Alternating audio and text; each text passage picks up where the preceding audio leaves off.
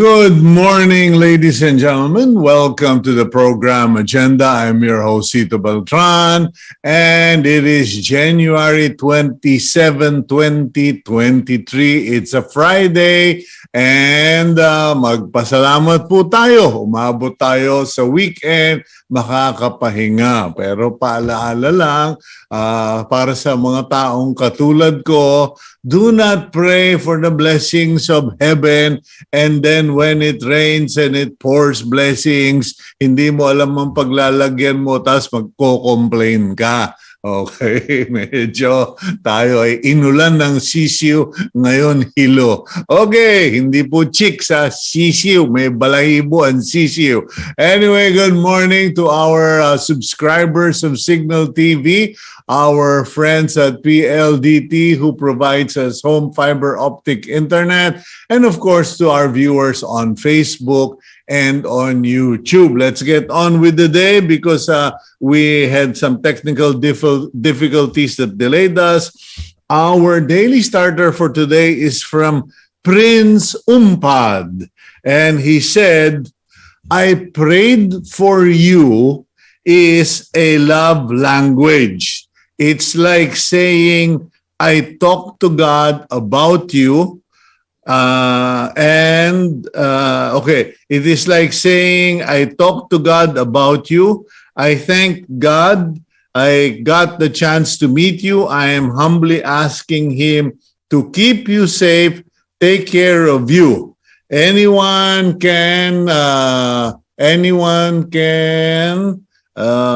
spoil you with material things, but someone who prays for you is top tier. Okay, pasensya na po. Medyo naayos ko po yung aking monitor dito. But anyway, when your friend tells you, ipagdadasal kita, pinagdasal kita, do not be casual about your gratitude.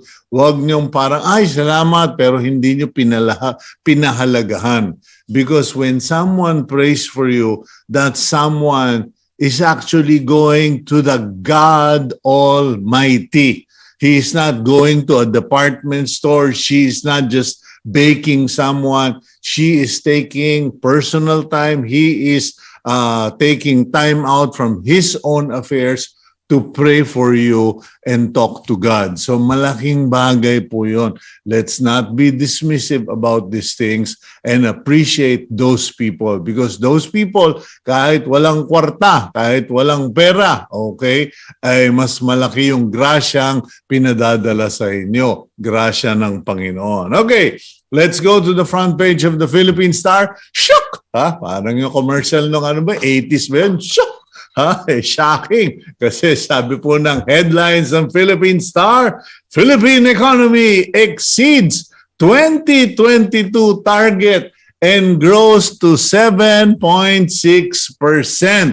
Fastest in 46 years. Okay, sinabi ng gobyerno, the Philippine economy finished strong in 2022. Fastest growth in over 40 years and pag-uusapan po natin yan mamaya kasi pinagmamalaki ng pamahalaan. It is because of sound economic policies of the Marcos government. Teka, ilang taon na ba kayo sa gobyerno at pwede nyo nang angkinin yung karapatan na yan? Okay, but let it be. Okay, parang Beatles, ano? At the top of the front page, the header, NEDA wants full-time agri-chief. Okay? NEDA head Arsenio Balisacan, Director General of NEDA, is hoping that the Marcos administration will finally appoint a full-time Secretary of Agriculture. And let us all hope and pray that whoever we get a Secretary of Agriculture actually understands agriculture. Hindi po yung lawyer laang, hindi yung ex-candidate ng partido nila President Marcos but someone who understands. Kasi may kumakalat na balita na dyan na merong ex-senatorial hopeful, ex-presidential hopeful na napipisil para gawing Secretary of Agriculture. Sorry po. Yung dapat nakapagtanim at may dumi sa ilalim ng kuko. Hindi lang sa daliri, pati sa paa. Okay. PNP on Brigadier General Durante.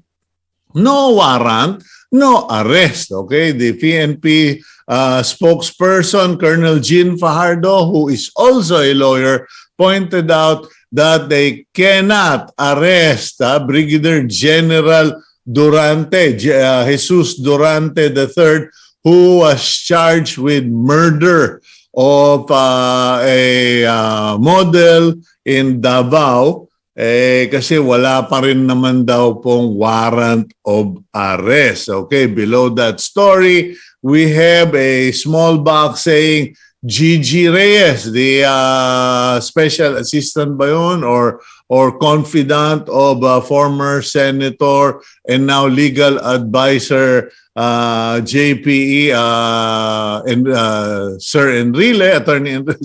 Ano ba pangalan? Daming title ni ni Juan Ponce Enrile. Can't skip appearing at trial. Bagamat binigyan siya ng piyansa ng Supreme Court, Gigi Reyes still has to appear in all of her hearings because ang nangyari po, sabi ng Supreme Court, appear ka sa mga hearings mo, nagpunta naman sila sa Court of Appeals requesting na pwede ba, wag na kasi hindi naman talagang mahigpit yung pagkasulat. Anyway, kidnap raps again. Lespo na naman. Kidnap raps filed versus 9 National Capital Region Police Office personnel, okay, by the NBI in relation with their forcible abduction of Brent Michael Bravo and John Philip Vizcarra at their apartment. Last year yata ito. Okay. And then, pasensya na kayo, minamadali natin because naubusan tayo ng oras. Kuwait OFWs remains coming home. Pauwi na po or ipapauwi na ang bangkay, ang labi, ang remains ni Julie B. Ranara who was murdered and burned in Kuwait. And the body will be shipped to the Philippines and paid for by the father of employer of Ranara and father of the 17-year-old murder suspect. Ayun pala, ang pumatay hindi yung amo, yung anak ng amo. So ayun na po, mukhang solved na yung kaso pero so sorry, namatayan naman po yung pamilya. So it remains to be seen what's going to happen. Imported galunggong arrives near closed fishing season end. Grabe ito. Medyo hirap basahin. Dumating na raw po yung mga imported na galunggong. Pero malapit na magtapos yung closed fishing season. Ang problema yan, parang ayan na naman, nagparating ng asukal, mag-aani na ng asukal, nagparating ng imported na sibuyas, mag-aani na ng sibuyas. Parang nagkakaunggoyan dito. Kailan darating yung imported na unggoy? Padala sa Pilipinas. Okay, big photo at the bottom of the front page is a photo of President Marcos posing with newly promoted Philippine Coast Guard officers at Malacanang. And last but definitely not the least, survey says, Pinoys see pogos as harmful according to Senator Sherwin Gatchalian. Iyan po, hindi talaga binitawan ni Senator Sherwin Gatchalian ang issue na yan, and congratulations to him. Okay, let's now go to the main topic for today. Actually, we have two topics for today. One is about the economy, and the second will be about OFWs in Kuwait, etc. Okay, let's roll out the video for our first topic. Gabriel, roll out the Betamax, please. Ronilo Balbieran is the Vice President of the Research, Education, and Institutional Development, also known as the Reed Foundation. Given his expertise, Balbieran also teaches economics at the University of Asia and the Pacific. Okay, Professor, good morning sa imo. Welcome to the program. Good morning, Sir Cito. Okay, pag-usapan natin ito. Sabi mo, maganda yung kalalabasan ng economy. Kanya pala nakangisi ka kanina pa Yeah, it feels good to be right, doesn't it? Yes. At matagal na natin sinasabi, no? Just let go, no? So alisin mo lang yung lockdown since we can feel safer. And so nung tinanggal natin yung lockdown and families of the Filipinos are able to get out and therefore it can take care of its own spending. And yun na nga, against all odds, against soaring inflation, we are able to perform way better than expected. Okay, I don't want to be a party spoiler or party pooper or killjoy, no? But no, seriously, because I mean, I'm happy. I'm happy for the Philippines if this is all true, which I now tend to believe after all of your explanations that sabi nga nila revenge spending sabi ko, sino ba yung mga kilala ko nag-revenge spending? And then the Holy Spirit said, look at the mirror. Parang, o nga, no, lahat tayo gumastos Natapat pa ang daming namasyal o gumastos during Christmas. So there's validity in that claim that a lot of this was fueled by revenge spending, not to mention 2 years of no spending. Kasi nagpanic tayo. Akala natin end of the world na, wala nang gastos. But here's my question. Is there a bite back? Meron bang balik ito? Kasi we all did revenge spending, we all did traveling, everybody got to work, etc. But is there, because they always say there's always a price at the end of the rainbow. Well, sa ibang mga bansa, no, especially the US, Europe, nag-revenge spending sila. But may bite back yun sa kanila because ang tanong kasi saan nila ginastos yun, no? And ginastos nila yun sa kanilang pang-personal na mga karangyaan, mga kagustuhan. Pero ang maganda sa Pilipinas, kapag tayo kasi gumagastos, ang una-una agad natin iniisip, ano yung gusto ng pamilya natin, ano yung gusto ng asawa natin, ano yung gusto ng ating mga anak, at doon natin siya ginagastos. And therefore, very structural yung type of spending na yan. And therefore, nagbubunga pa yan. So kumbaga yung spending natin is not really entirely spending, but it's actually an investment, no? Investment on our family, investment on the real growth of our family. Yung nag-get together tayo. Sa iba, kumakain sila mag-isa, tayo, ginagastos natin yan sa get together. And therefore, we are developing friendship, we're developing emotional growth. And those are very important investments, not just financially, no, but emotionally, socially, and investment natin yan for future economic growth. So sa tingin ko, yung part yan, maliit lang. It's good for mental health. It's good for strengthening the community, and like me and my wife, we said nga this year we need to spend a little more time with friends and revive our network. Hindi naman tayo business, pero kumbaga yung ating mga koneksyon, mga kapamilya, kailangan i-revive natin because 2 years we lost several friends and we lost touch with so many friends. So yung minsan nga, nag-drive pa ako all the way to Alabang para lang ma-meet yung isang kaibigan who came back from the States. Anyway, so you were saying that our spending is structural. You believe that the bite back is not as huge as in America or in Europe, but in what ways does this sort of development or experience bite us back? Kung paano tayo binabalikan o ginagantihan nitong mga, kasi di ba merong from boom to bust? Ang pwedeng mangyari diyan kung ang tayong lahat, ang private sector at ang government will not take the advantage of investment, no? So yung investment natin, if we are not able to actually expand our factories, expand the airports, expand the ports, expand our transportation systems, ang mangyayari niyan, yung ating spending power will only go to inflation. It will not go back.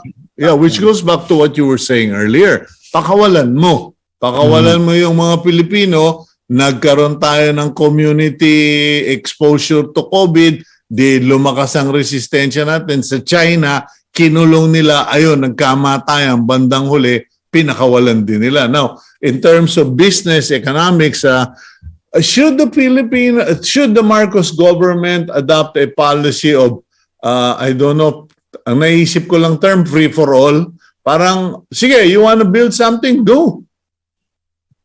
Sa tingin ko, talagang dapat ganon.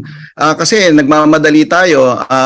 Kung hindi pa nga tayo umapak ng 8% no, for 2022 and we have experienced Luzon-wide brownout twice already. So kapag looking forward 2023, so yun ang mga talagang dapat nating i-address, no? So dapat really build the capacity of electricity, water, internet, transport, so that we can continually encourage Filipino families to spend, to get out of their house, to travel, to meet their loved ones, to meet their family, and that is the main engine of growth of our economy. Kapag biglang nag-shrink 'yon, brown out sa mga malls, sa factories, sa ating mga bahay. So bigla na lang tayo magbabust, no? So yun yung bubble burst Filipino version. But Professor, is that possible given how very constrictive, how very legalistic and regulatory ang Philippine government? Because without criticizing people in charge, okay? The reality is yung government natin and yung system natin tambak ng batas base sa paghihinala, okay? We are such a suspicious, very preventive, legally preventive culture that in the assumption that someone is going to commit something, do something illegal, we put all of the hurdles and the barricades. Sa kuryente lang, pagtatayo, hassle na. Airport, nakita mo naman yung San Miguel Airport, pinutakte ng harassment in the previous administration with so many challenges. I mean, what should President Marcos do? Because I would love for him to, to win this one.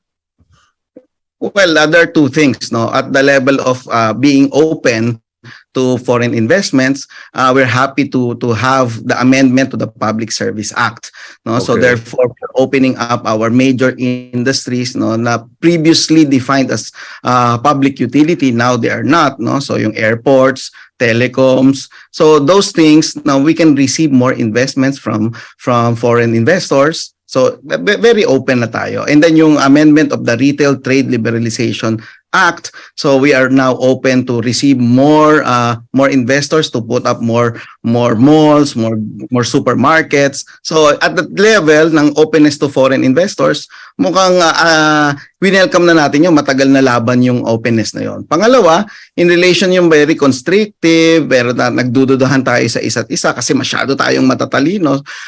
Ang solusyon diyan, kagaya for example ng ginawa ng Department of Public Works and Highways, meron silang comprehensive customized procurement manual, no? Ibig sabihin, hindi mo na bibigyan ng pagkakataon yung mga frontliners ng procurement na mag-isip pa kung anong gagawin kasi malalagay lang sila sa alanganin and therefore mababagal yung kanilang decision making in terms of procurement. So that should be replicated in other agencies na nagmamadali na kailangan malaki yung role sa ating government. Like what? For example, yung Department of Agriculture, Irrigation, Department of Information Communication Technology. So yung mga bagay na yon, hanggang to the level of mga templates, forms, pati yung mga Englishan dyan, lahat i-template mo na so that when we have the budget already, we can already spend them all. No? So government is not in the business of saving money. It is in the business of spending. And so you want government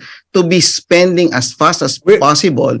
And that can only happen if there are templates, if there are forms. Kasi mga Pilipino magaling naman manggaya. Kung may paggagayaan siya, gagawin niya na napakabilis yan basta meron siyang pattern. But where should government spend money? Because ang isang problema, and I don't know if I just imagine this or na-stereotype ko lang ang government, ano? But I'm reminded of what Reagan and Dole, Senator Bob Dole once said of their own government. They said, government should get out of business. Eh, ang dami pa rin natin mga GOCC, Government-Owned Control Corporation. Government is involved in the development of like areas like Clark Development thing, etc. Eh, pati nga sa importation, parang ang impression is kung pinabayaan lang yung mga grupo na yan to do their work and we just did the right controls, eh sana we would not have the headaches that we do. Should government get out of, let's say, constructing yung mga airports, mga ganyan, and concentrate more on health and education and housing suggested by previous social leaders, and where should government spend money? Well, the principle there is there are actually two principles, no? So, principle of subsidiarity and principle of solidarity.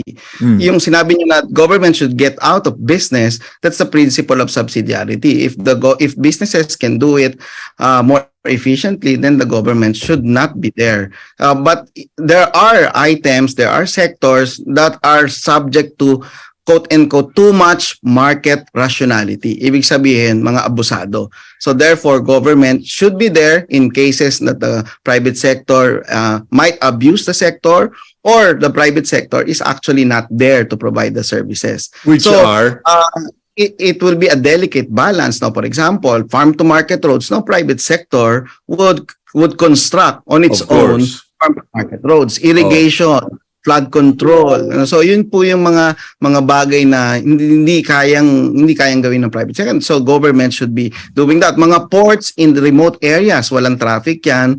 So may mga missionary routes ka. So the government should be spending on those. But in areas, for example, na mataas na yung market volume, etc. So government should be entering into PPP or in fact, pwede pa niyang i-privatize. Like much of our energy sector, naka-privatize na because it is already market earning, no? So yung mga ganun. So in relation to your question, nasaan ba tayo? Eh hirap na hirap tayo sa, for example, sa ICT, sa health facilities, no, and then yung mga flood control programs.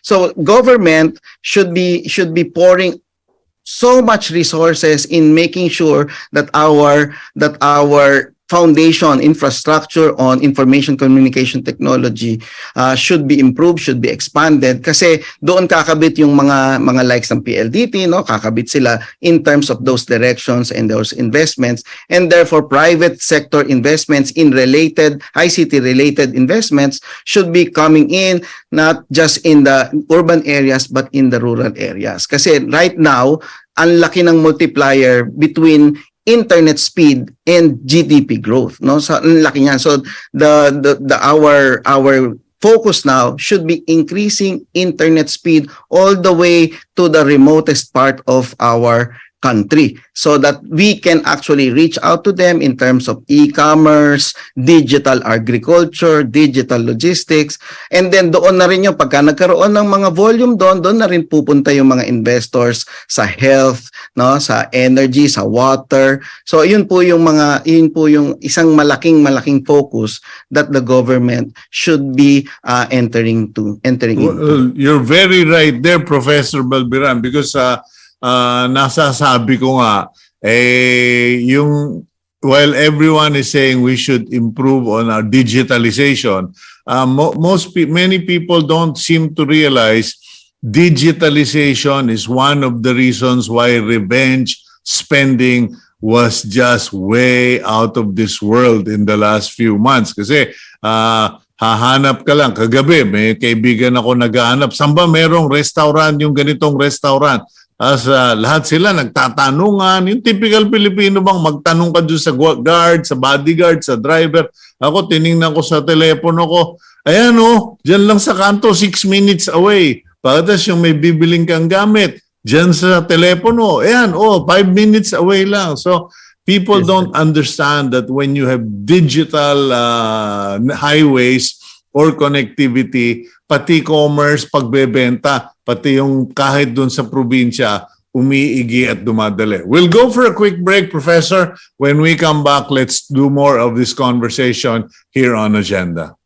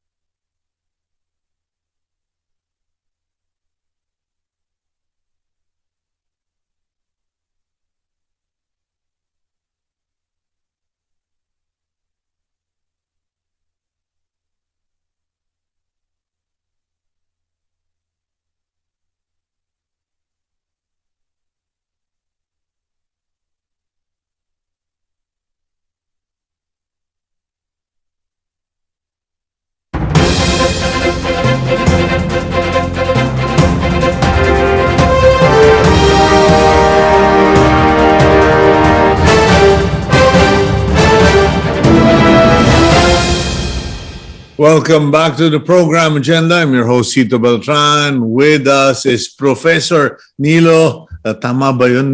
Nilo bang da o Ronilio? Kahit Ronnie na lang. Ronnie, ang dami mo kasing palayaw okay? Ronilo Balbieran, Economics Professor, University of the Asia and the Pacific, of Asia and the Pacific. Okay, Prof, the next question na hindi pa nasasagot, or actually the other question hindi po pa nasasagot is, where should government spend the money? Kasi ang daming projects ni BBM ang daming demand ng mga congressmen, senators, etc. and private sector. But you know, like we have only what? Maliit lang pera natin 4 trillion ba? 5 trillion ba yung budget nila? Baka maubos yan sa pasweldo ng mga alalay. Well, nabanggit ko na yung una, yung ICT. So, lahat ang pwedeng magpabilis ng internet. Pero yung, kumbaga, isa-summarize ko na lang siguro, isang word, bonding. So, government should be listing down all the infrastructure and government programs that will enable more family bonding. No? So, ano yun? Hindi syempre, kasi yun yung core of the economy mo. You have 73% of our economy family expenses. family bonding expenses. So if you are able to fuel that 73% of our economy family expenses, you should be able to receive more economic growth by having those investments facilitating family bonding. Travel, domestic travel, restaurants and hotels. Kakasabi mo lang, restaurants. So restaurants and hotel, recreation and culture, kasal, binyag, libing. So lahat yan, puro bonding. When say family, generic na yun. Pati relatives, friends, lahat yan. Pati mga guests natin from abroad. So anything that will facilitate the bonding experience. No? So tourism. But what happened to the traditional thought that the government's mandate or responsibility are First is health, education, and housing. Whatever happened to that? Yan ba ay now should be just passed on to the private sector and government should... Kasi pag sinabi mong banding, the airport, highways, seaports, kasama na yun doon. So, syempre, alaga naman mag-bonding kayo sa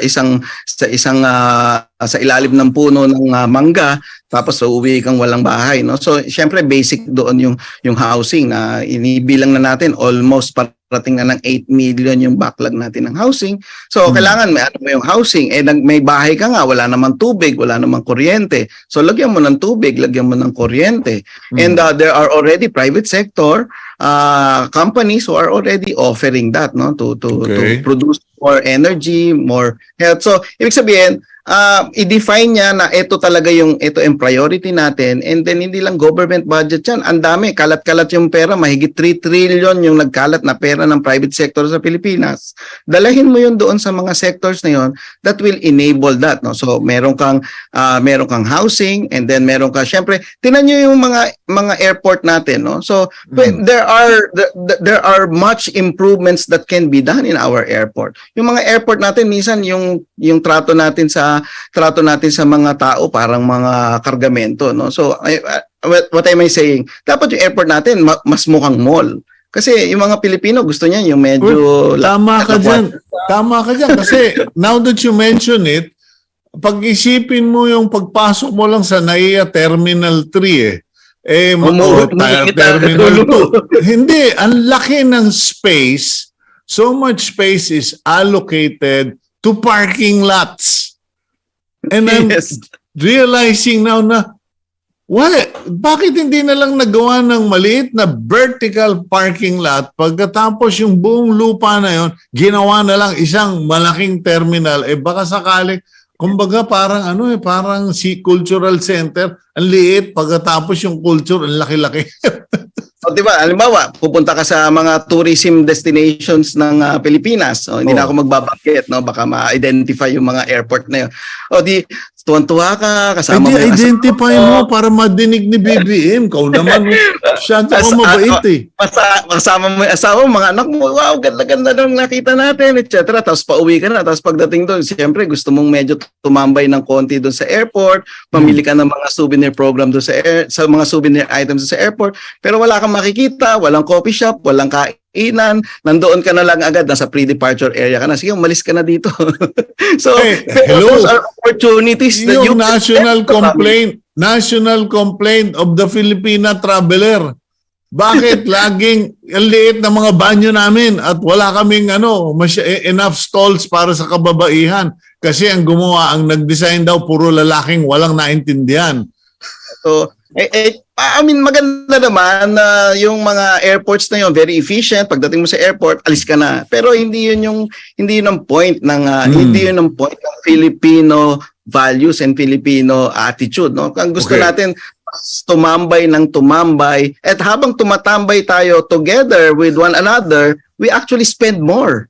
That's why I like interviewing you because the other economists will talk to me about data, about projections, about statistics.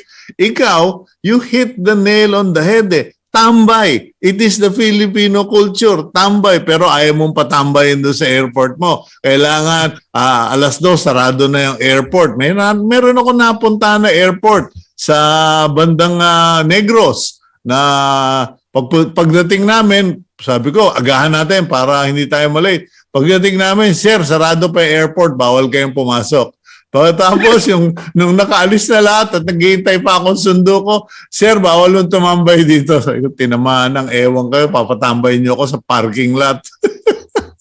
Kita mo yan, di ba? Halimbawa, di ba, madalas dyan, ihahatid ka pa ng kamag-anak mo doon sa airport. Bisa balbalik ka. Di habang nagyaya ka pa, nagbebeso-beso, dito muna tayo, wala pa naman yung aeroplano, etc. O di, panay ang bili mo ng pizza, ng kape, ng kung ano-ano, di spending yon. Again, that's 73% of our economy. And yung mga small instances na yon, binibigyan mo ng pagkakataon na yung mga tumatambay na mga nagmamahalang pamilya, gumagastos habang nagdadram sila dyan, edi Okay. additional economic growth yun. Yeah, but Prof, my other question is this. You're correct. You're correct that it should be centered or focused on the word bonding, family values, investing on that, supporting that with infrastructure and facilities. But where will Filipinos get the money to spend on bonding? Because marami ang magsasabi naman siya,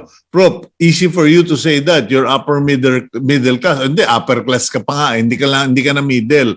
Okay? Eh marami na below poverty line pa o kaya mga talagang on the fringe.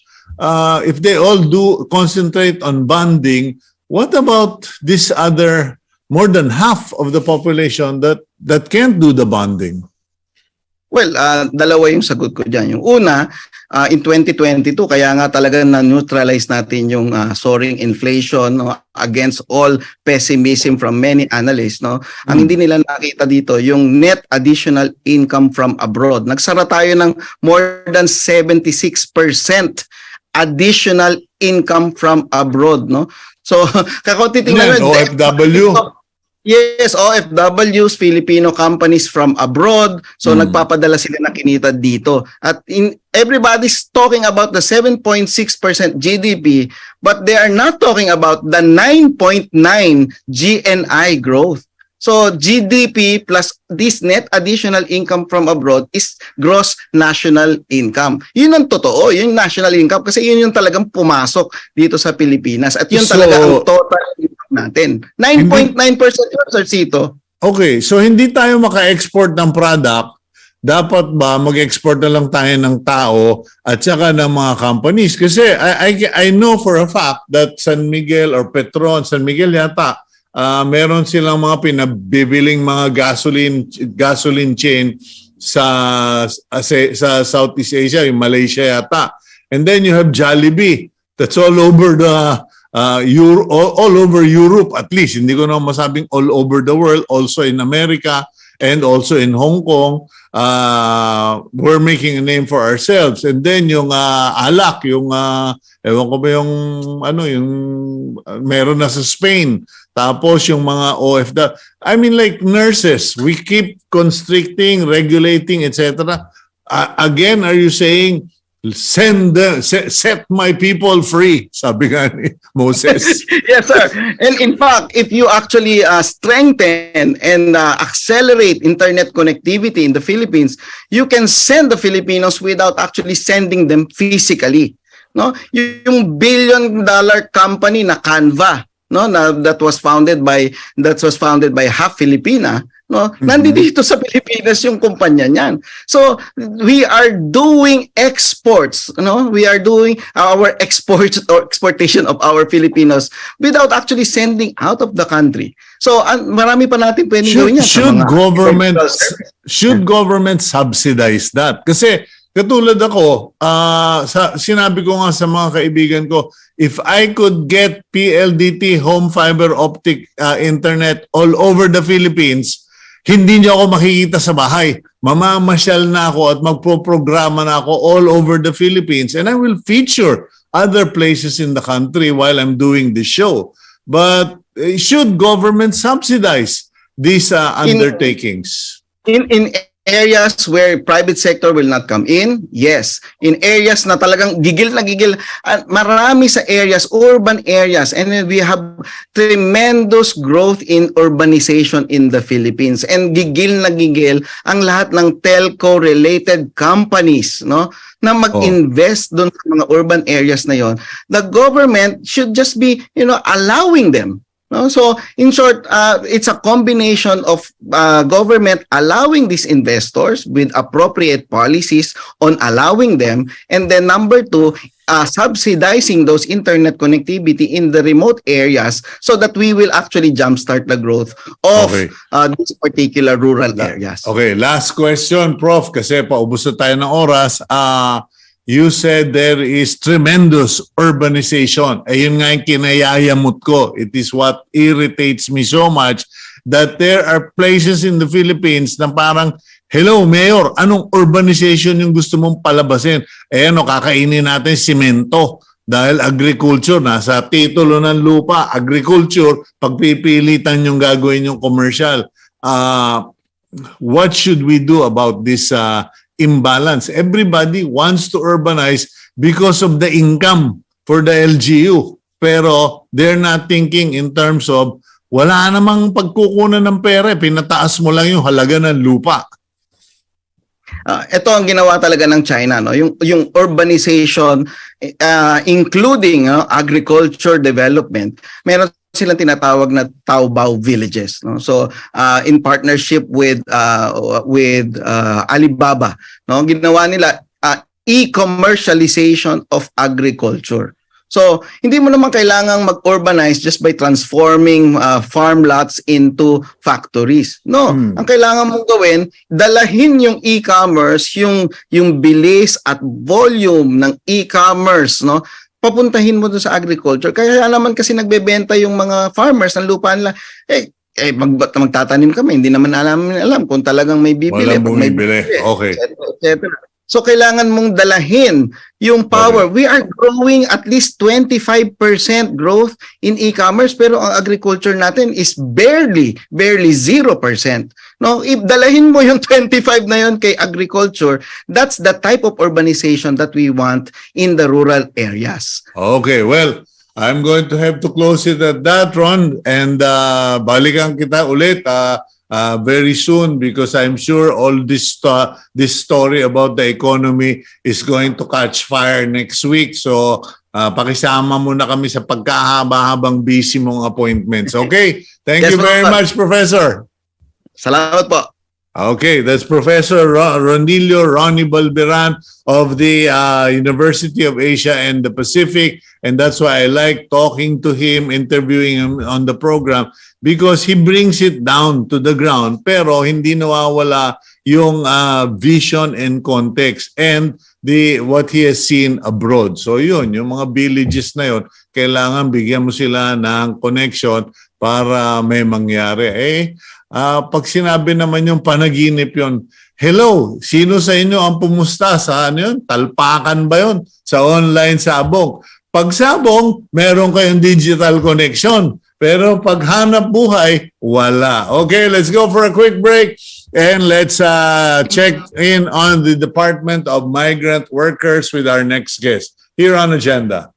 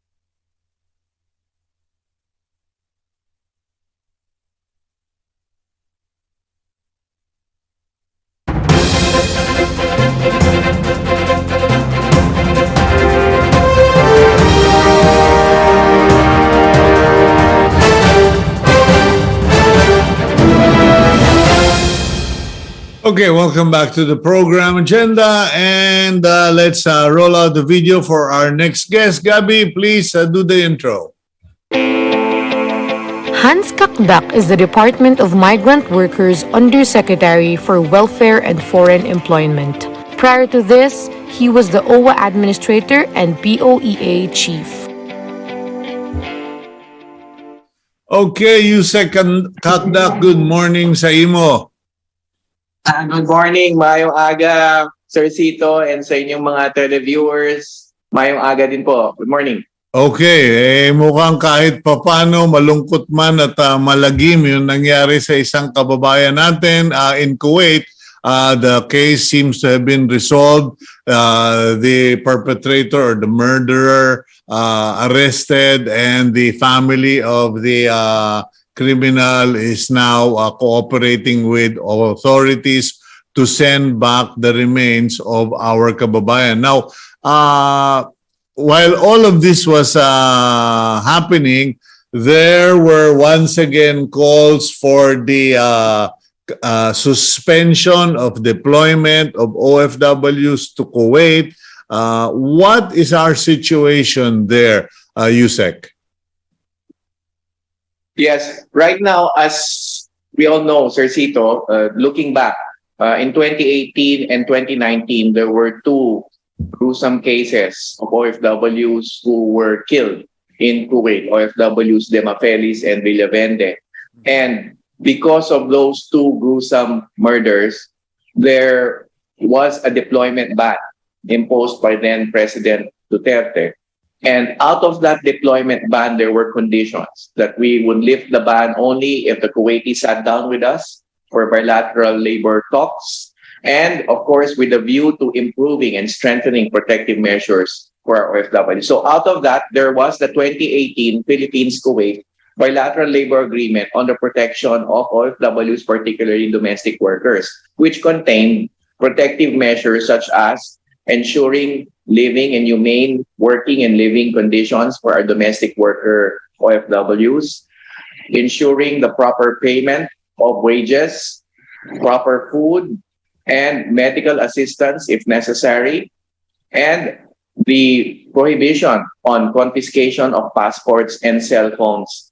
With, of course, I need to mention the 1 day off per week and vacation every year. So these, among others, were the protective measures instituted. Now, we had relatively no major gruesome or cases of major abuse in the last 4 years since then until today, until now.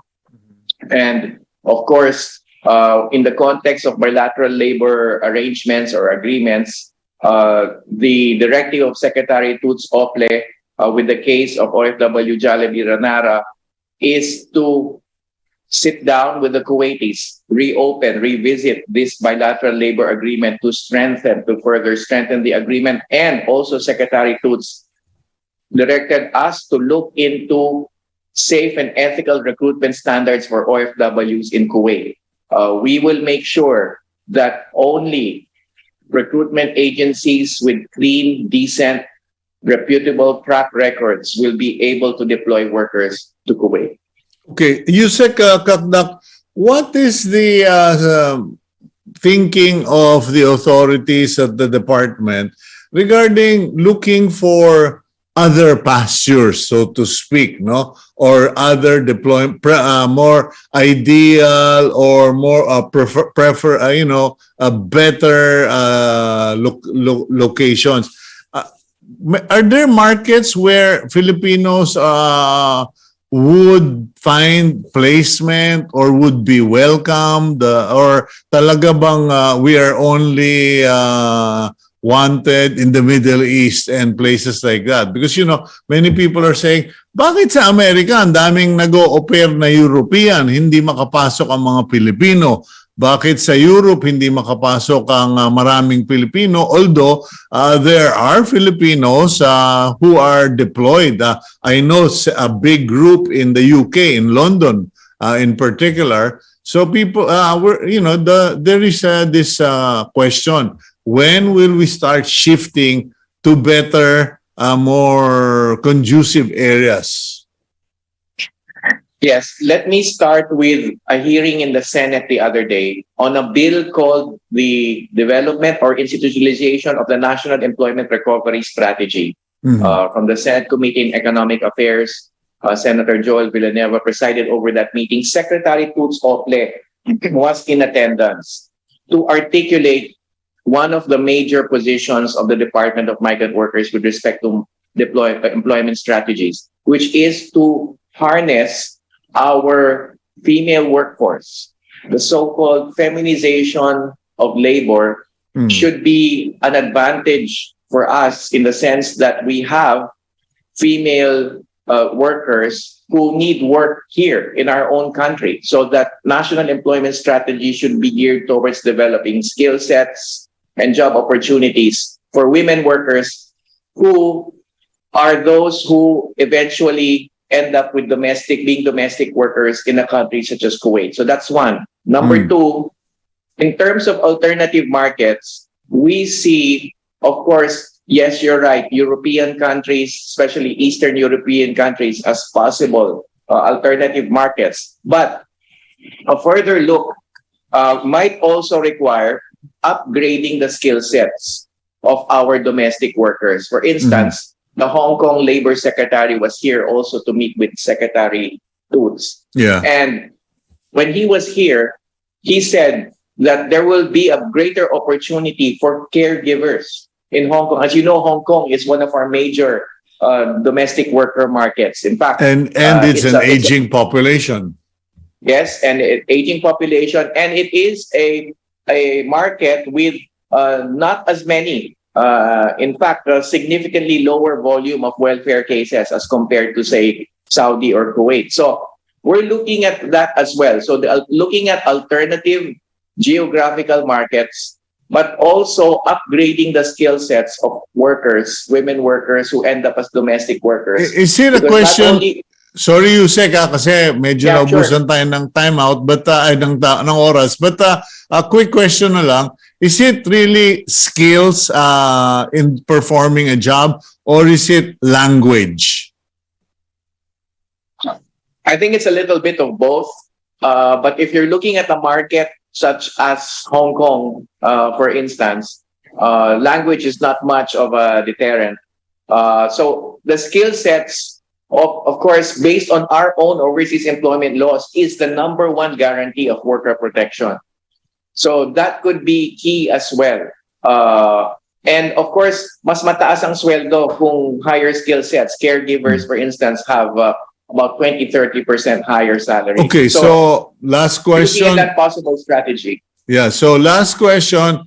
Are we just only in the we will study phase, we are writing the strategy phase, or meron na ba talagang ginagawang plano na sinusunod? Yes, this has been, we have been working on this over the years. The TESDA is an integral partner here. And when the Secretary talked to Director General Danny Cruz, this was on the table. Harnessing the skill sets of domestic workers within the domestic work skill standards frame, and also upgrading their skills to being caregivers and other allied services related to domestic work, such as being in the what they call hospitality sector, restaurants and hotel sector, and the like.